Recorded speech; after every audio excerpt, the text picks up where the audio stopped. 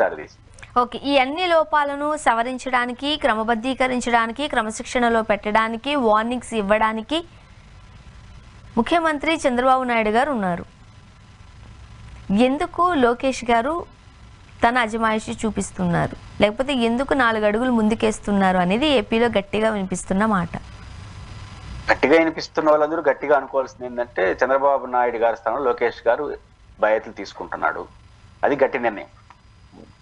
చంద్రబాబు నాయుడు గారి కన్నా గట్టి నిర్ణయం ఏంటంటే భవిష్యత్ వైసీపీ తెలుగుదేశం పార్టీకి ఆయన లీడరు. ఆయన అదేం వాళ్ళేం దాచుకోవట్లేదు. టెక్నికల్గా ఆయన పార్టీ జనరల్ సెక్రటరీ కాబట్టి పార్టీలో ప్రభుత్వంలో లోకేష్ గారిదే కీలకము. వారు రాజకీయ వారసుడిగా లోకేష్ గారు ఎమర్జ్ అవుతున్నాడు కాబట్టి లోకేష్ గారు మా రాజకీయ వారసుడని చంద్రబాబు గారు చెప్పేసి పనులను ఆయన చేసినాడు అనుకో, ఆయన ఎట్లా ఎమర్జ్ అవుతాడు?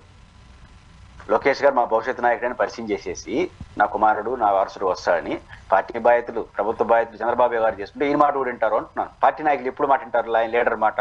పార్టీలో పదవులు ప్రభుత్వంలో పదవులు ఎవరు నిర్ణయిస్తారో వాళ్ళు చుట్టూ తిరుగుతారు ప్రజలు, కేడరు. అంటే అవన్నీ లోకేష్ గారు చేస్తేనే వాళ్ళు చుట్టూ తిరిగేది వీళ్ళు. కానీ లోకేష్ గారికి బాధ్యత మాత్రం కావాలి, పనులు మాత్రం చంద్రబాబు నాయుడు చేస్తారంటే చంద్రబాబు నాయుడు దగ్గరికి పోతారు అందరూ. కాబట్టి భవిష్యత్తు లీడర్ లోకేష్ గారు కాబట్టి లోకేష్కే అప్పగిస్తారు. కాబట్టి లోకేష్ గారు చేయడం న్యాయమా అన్యాయమా అనేది ఆ పార్టీ అంతర్గత వ్యవహారం. కానీ అనివార్యం. బికాజ్ ఆయన ఫ్యూచర్ తెలుగుదేశం పార్టీ ప్రధాన బాధ్యతలు తీసుకుంటారు. కానీ ఆయన భవిష్యత్తు ఆయన భుజస్కంధాల మీద రేపు తెలుగుదేశం నడుస్తుంది. సో ఆ పని నిర్ణయిస్తారు. 29 ఎన్నికలు ఆయన కీలక ఆయన నెంబర్ 1 పాత్ర వహించాల్సి వస్తుంది తదుపరి ఎన్నికల్లో. ఇప్పటి నుంచి ట్రైనింగ్ కాకపోతే ఎట్లా? ట్రైన్ అవడం అంటే అధికారం ఇవ్వాలి, పార్టీ బాధ్యతలు ఇవ్వాలి. అధికారమా వేరే సంగతి. కానీ ఆ పనులు ఆయన చేస్తున్నాడు కాబట్టి అన్ని పనులు ఆయనే చేస్తాడు. దాన్ని ఎవరు చేయగలిగింది ఏమి లేదు. అంటే మొదటి స్థానంలో చంద్రబాబు నాయుడు గారు ఉండి, రెండవ స్థానంలో లోకేష్ గారు ఉండి, ఆ పరిధి వరకు ఆ పరిమితి వరకు ఏం చేసినా మేబీ టీడీపీ వాళ్ళలో కొంతమంది సీనియర్స్ యాక్సెప్ట్ చేసి ఉండేవారేమో. కానీ ఉన్న మొదటి స్థానంలో చంద్రబాబు నాయుడు గారిని అధిగమించి చేస్తున్నారు అనేది కొంతమంది సీనియర్లకి ఎందుకో నచ్చట్లేదు, ఏకీభవించలేకపోతున్నారు అనేది కూడా వింటూ ఉన్నాం. వాస్తవం ఏంటారా? లోకేష్ గారు తెలుగుదేశం పార్టీ భవిష్యత్ నేత. లోకేష్ గారితో సర్దుకుంటారా, రాజకీయంగా సర్దుకునేస్తారా? అది వాళ్ళు నిర్ణయించుకోవాలి. సర్దుకుంటే లోకేష్ గారితో సర్దుకోవాలి, అయితే రాజకీయంగా బయట సర్దుకోవాల్సిందే. సీనియర్ లేదు, జూనియర్ లేదు. కాబట్టి లోకేష్ గారితో సర్దుకోవడం ఒక అనివార్యం. వాళ్ళకి అంత ఓపిక లేకపోతే సీనియర్లు మరీ చంద్రబాబు గారితో రామారావు గారితో సర్దుకుంది మళ్ళీ మనవాడితో ఆడ సర్దుకునేది అంత ఓపిక లేదన్న వాళ్ళు వాళ్ళ మనవాళ్ళని పంపించేసి వీళ్ళు సర్దుకోవాలి. ఇంతకు మించిన ప్రత్యామ్నాయం లోకేష్ గారిని అంగీకరించే ఏ తెలుగుదేశం నాయకుడికి రాజకీయ భవిష్యత్తు ఉండదు. లోకేష్ గారి నాయకత్వాన్ని అంగీకరించక తప్పదు. ఎందుకంటే ఆయన భవిష్యత్తు తెలుగుదేశం లీడర్. నేను దీనేం తప్పట్టు. మీరు భవిష్యత్తు రథసారథి నువ్వు చేయవని చెప్పి నువ్వేం నీ మాటను అంటే ఎట్ట కుదురుతుంది? ఆయన 29 ఎన్నికల రథసారథి ఆయన తెలుగుదేశానికి. కాబట్టి సీనియర్లైనా జూనియర్లైనా సర్దుకుంటే లోకేష్ సర్దుకోవాలి, లేకపోతే రాజకీయ జీవితం సర్దుకోవాల్సి వస్తుంది. కాబట్టి వాళ్ళు రెండే మార్గాలు, లోకేష్ సర్దుకుంటారు, రాజకీయంగా సర్దుకుంటారా, అంతే తప్ప మార్గాలు. కాబట్టి లోకేష్ గారే చేస్తారు. చేయాల్సిన పరిస్థితి ఆ పార్టీలో ఉంది కాబట్టి ఆయన చేస్తారు. సీనియర్లు కొంచెం ఇరిటేషన్ ఉంటుంది. రామారావు గారితో చంద్రబాబు గారితో చనువుగా పనిచేసిన వాళ్ళు ఒకసారిగా 3వ తరాన్ని దగ్గర పనిచేయాలంటే 3వ తరం కూడా ఈయన లోకేష్ గారు చంద్రబాబు గారిలా కష్టజీవి కాదు కదా. చంద్రబాబు గారు ఒక ఎమ్మెల్యేగా ఓడిపినారు, ఒక విద్యార్థి నాయకుడిగా పనిచేశారు, చిన్న స్థాయి కార్యకర్త నుంచి అనితర సాధ్యమైన ముఖ్యమంత్రిగా పనిచేసినాడు. ఆయన డౌన్ టు ఎర్త్ తెలుసు. కానీ లోకేష్ గారికి అది తెలియదు. తెలియకపోవడానికి ఆయన తప్పు కాదు. ఆయన పుట్టుకే ఎట్లా? ఒక మాజీ ముఖ్యమంత్రికి మనవడు, ఇంకొక ముఖ్యమంత్రికి కొడుకు, ఇంకొక సినీ గ్లామర్ ఉన్నటువంటి బాలకృష్ణ గారికి అల్లుడు.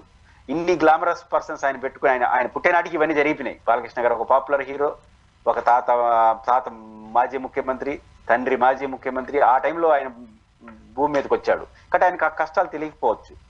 ఆయన సర్దుకుంటాడు, దాన్ని చేయగలిగింది. కాబట్టి లోకేష్ గారి అడ్మినిస్ట్రేషన్కి తెలుగుదేశం చంద్రబాబు గారి అడ్మినిస్ట్రేషన్ ఖచ్చితంగా కోయిట్ తేడా ఉంటుంది. ఇప్పుడు చంద్రబాబు గారి కాలమా ఇది? చంద్రబాబు నాయుడు కాలంలో సోషల్ మీడియా లేదు, లోకేష్ గారు సోషల్ మీడియా వచ్చేసింది. ఆ కాలం వేరు, ఆ రాజకీయాలు ఆ ఎత్తుగడలు వేరు, ఈ కాలం వేరు. కాబట్టి లోకేష్ గారు ఎమర్జ్ అవుతున్నాడు కాబట్టి అనివార్యంగా ఆయనకి ఆ బాధ్యతలు అప్పగించాల్సిందే, లేకపోతే సర్దుకోవాలి. కానీ రాజకీయాలలో రాజకీయ జ్ఞానం ఉన్నవాళ్ళు సీనియర్స్ మనం చెప్తూనే ఉంటాం, వీళ్ళ యొక్క సలహాలు సూచనలు పార్టీకి చాలా అవసరం. చాలా కష్ట సమయాలలో ఉన్నప్పుడు ఈ సీనియర్సే పార్టీని గట్టెక్కించిన పరిస్థితులు కూడా చూస్తూ ఉంటాం. లోకేష్ గారు అఫ్కోర్స్ జనరేషన్ మారింది, కాస్త ఇరిటేషన్ ఉండొచ్చు, కానీ వాళ్ళను కూడా కలుపుకొని పోవాల్సిన సమయం సందర్భం ఉన్నప్పుడు ఎందుకు లోకేష్ గారిని లోకేష్ గారు సీనియర్స్ని పక్కన పెడితే ఫ్యూచర్లో పార్టీకి ఏమైనా నష్టం వచ్చే అవకాశం ఉందంటారా? వాళ్ళ సలహాలు కీలకం అన్నప్పుడు సలహాదారులు పెట్టుకుంటారు. లీడర్లు ఎందుకు ఉండాలి? ఇప్పుడు సీనియర్ల సలహాలు పనికొస్తుందంటే సలహాదారులు పెట్టుకుంటాడు, కావాలంటే ఒక 10 పోస్టులు చూసి, అంతే తప్ప ఇంకోటి లేదు. రెండోది, స్వర్ణ గారు బేసిక్ గా లోకేష్ ధైర్యానికి కారణం ఒకటి ఉంది. రాను రాను ప్రజల్లో ఒక మార్పు వచ్చేసింది. జగన్, చంద్రబాబు నాయుడు, పవన్ కళ్యాణ్ తప్ప మధ్యలో లోకల్ లీడర్ల పరిస్థితి అయిపోయింది. ఒకప్పుడు ఆ ఎమ్మెల్యే సీటు మారిస్తే ఏమైపోతుందో, ఈ ఎమ్మెల్యే సీటు ఇప్పుడు చూసావు, మన ఎన్నికల రిజల్ట్స్ చూస్తా ఉంటే పాపులర్ లేరు, సీనియర్ లేరు, జూనియర్ లేరు, వరుస పెట్టి గెలవడం, వరుస పెట్టి ఓడిపోవడం జరుగుతుంది. రాబోయే గత 10 ఏళ్ళుగా జరుగుతున్న ట్రెండ్ ఏంటంటే జగన్మోహన్ చూస్తారు, చంద్రబాబు మోహన్ చూస్తారు, పవన్ మోహన్ ఇంకోటి మొఖాలు చూడట్లేదు, ఎమ్మెల్యే క్యాండి మొఖాలు కూడా చూడట్లేదు. అంటే అప్పుడు లోకేష్ గారి ధైర్యం ఏంటి? పార్టీని చూసేస్తారు కాబట్టి ఆ ధైర్యం ఆయనకు ఉంది. జగన్ చూసేస్తారు, మా నాయన చూస్తారు, మా నాయన వారసులు నన్ను వస్తే నన్ను చూసేస్తారు కాబట్టి మేము స్ట్రాంగ్ గా ఉంటే సరిపోతుంది తప్ప ఊర్లో వాళ్ళంతా సీనియర్లు జూనియర్ల పేరుతో వాళ్ళందరూ అడుక్కుంటుంటే అందరూ తలకి మించి నాట్యం వేస్తుంటారు. కాబట్టి మన పని మనం చేసుకుందాం అనే ద్వారంతో లోకేష్ గారు ఉన్నట్టున్నారు. ఓకే, అంటే మన జగన్మోహన్ రెడ్డి గారి దగ్గరికి వస్తే పాదయాత్ర కంప్లీట్ అయ్యి 8 years అయిందండి, ఏం చెప్తారు? ఖచ్చితంగా ప్రజాప్రస్థానం ఈ రోజు పాదయాత్ర ప్రారంభించిన తొలి అడుగు వేసిన రోజు, తర్వాత 16 నెలల పాటు పాదయాత్ర చేశారు. అంటే ప్రజాప్రస్థానం పేరుతో పులివెందల్లో 2017 అనుకుంటాను, ఇదే రోజు జగన్మోహన్ రెడ్డి గారు ప్రజాప్రస్థానాన్ని ప్రారంభించారు. ఈ ప్రజాప్రస్థానం ఆంధ్రప్రదేశ్ రాజకీయ ముఖ చిత్రాన్ని మార్చేసింది. ఆ ప్రజాప్రస్థానం ద్వారా తర్వాత జరిగిన ఎన్నికల్లో అద్భుతమైన విజయాన్ని జగన్మోహన్ రెడ్డి గారి నాయకత్వంలో 151 సీట్లని ఫస్ట్ టైం ఆంధ్రప్రదేశ్ లో గెలిచింది.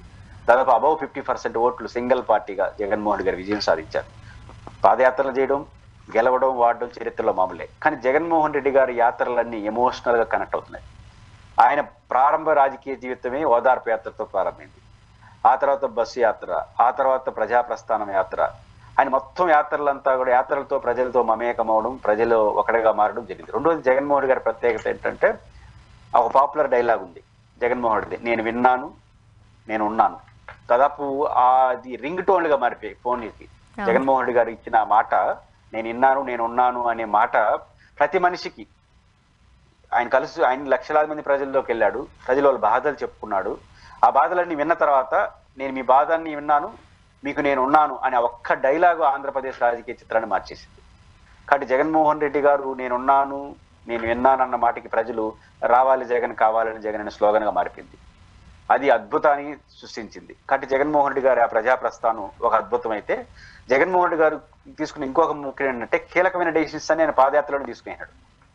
ఎన్నికల మేనిఫెస్టో పెద్ద ప్రయారిటీ లేదు తెలుగుదేశం వైసీపీలో, నవరత్నాల పేరుతో ఒక సింపుల్ గా ఒక పాంప్లెట్ లాగా తీసుకొచ్చేసినాడు. ఆ రకంగా జగన్మోహన్ రెడ్డి గారు పాదయాత్రలో చాలా విషయాలు నేర్చుకున్నారు, దాన్ని విన్నాడు, వారికి నేనున్నానన్న భరోసా ఇచ్చాడు. పాదయాత్రలో చాలా మంది ప్రజలకు ఇచ్చిన మాట నిలబెట్టాడు. ఆ రకంగా ప్రజాప్రస్థానం అన్నది జగన్ గారికి, వైసీపీ గారి రాష్ట్ర రాజకీయాల్లో ఒక చరిత్రను సృష్టించింది. జగన్మోహన్ రెడ్డి గారు ఈదుల్లోకి వస్తే జనం తండోపతండాలకు ఎందుకు వస్తున్నారంటే ఈ మమేకం కారణం, ఈ భావోద్వేగ కనెక్షన్ కారణం. జగన్మోహన్ రెడ్డి గారు ప్రజలతో బాగా కనెక్ట్ అవుతాడు. అదే ఆ పార్టీకి బలం. కొన్ని సందర్భాల్లో ఆ పార్టీని ప్రశ్నిస్తాను, అంత బాగా మాతో కలిసిపోయినాయని మాతో దగ్గరకు రావట్లేదు కదా, రావాలనే కోరిక, ఇవన్నీ ఉన్నాయి. కాబట్టి జగన్మోహన్ రెడ్డి గారి యాత్రలు చాలా భావోద్వేగంతో కనెక్ట్ అయ్యి, యాత్ర అంటేనే వైఎస్ కుటుంబం, వైఎస్ రాజశేఖర రెడ్డి గారు ప్రజాప్రస్థానం యాత్ర అద్భుత విజయాన్ని సాధించి ఆంధ్రప్రదేశ్ భారతదేశ చరిత్రలోనే అదొక మైలురాయి నిలిచిపోయింది. వైఎస్ రాజశేఖర రెడ్డి గారు సుదీర్ఘ పాదయాత్ర ఉమ్మడి ఆంధ్రప్రదేశ్ లో, అది రాష్ట్రంలో తెలుగుదేశం పార్టీని ఓడించి ఇప్పుడు తెలుగు వైసీపీని కాంగ్రెస్ పార్టీని గెలిపించింది. ఆ తర్వాత రాజశేఖర రెడ్డి గారు మరణించారు. అసలు పాదయాత్ర చేస్తే గెలిచిపోతాము అనేంత వాతావరణం వచ్చేసింది. ఇప్పుడు రాజశేఖర రెడ్డి గారి ట్రెండ్ ఏదైతే సృష్టించాడో, ఒకప్పుడు మహాత్మా గాంధీ పాదయాత్రలతో మళ్ళీ ఆగిపోయింది, రాజకీయాల్లో అంత పెద్ద పాపులర్ పాదయాత్రలు దొరకల. కానీ రాజశేఖర రెడ్డి గారు కనెక్ట్ అయినాడు. ఆ రకం తర్వాత జగన్మోహన్ రెడ్డి గారు ఇప్పుడు వాళ్ళ రాజకీయ వారసుగా ముందుకు వస్తున్నారు. ఖచ్చితంగా జగన్మోహన్ రెడ్డి గారు ఏదైతే ఆ రోజు పిలిపించారో 8 ఏళ్ల తర్వాత మళ్ళీ జగన్మోహన్ రెడ్డి గారు ఆ పాదయాత్రని రికలెక్ట్ చేసుకుంటున్నారంటే ఆ పాదయాత్ర ఎంతగా ఆంధ్రప్రదేశ్ ప్రజలను ప్రభావితం చేస్తుందో అర్థమవుతుంది. ఖచ్చితంగా జగన్మోహన్ రెడ్డి గారు మళ్ళీ అలాంటి పాదయాత్ర చేయాలి అనే భావన ప్రజల్లో, పార్టీ కార్యకర్తలు ఆయన అనౌన్స్ చేశారు, ఎన్నికల ముందు నాకు ఒక పాదయాత్ర ఉంటుందని. ఖచ్చితంగా అది ఎప్పుడు ఈ రోజు 8 సంవత్సరాలు